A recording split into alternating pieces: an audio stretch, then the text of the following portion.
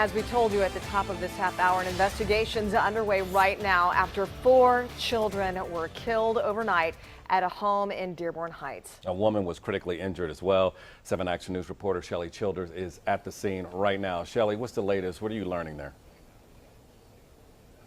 So Malcolm, Alicia, we are at Hip and Annapolis in Dearborn Heights, and I can tell you police are standing outside in the front lawn of this home. They tell us they cannot get into the home just yet. They are still waiting on a search warrant. But they did tell us they were called out here at about 1:20 this morning by a man who told dispatch he had just killed his entire family.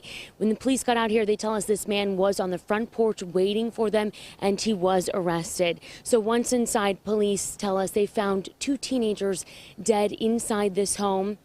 We know a woman and her 2 other children were taken to the hospital with all 3 of them were injured, but the police chief tells us both of those children have since died at the hospital. We know one may be as young as 4 years old. That woman is listed in critical condition with a gunshot wound to the foot and deep cuts to her face.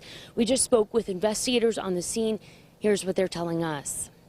It's always a tragic incident. It's never easy, but we have a job to do, and our job is to make sure that the person responsible for this is put in jail or given the proper sentence in the long run.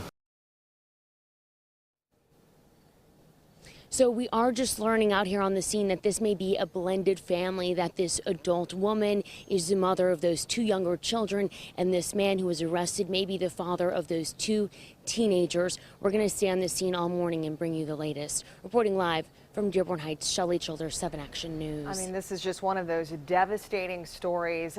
We certainly hate to cover. That community is going to be rocked this morning. Shelly, I know you had mentioned that the woman who's in critical condition in the hospital had a gunshot wound and cuts. Were there a variety of injuries to the children as well?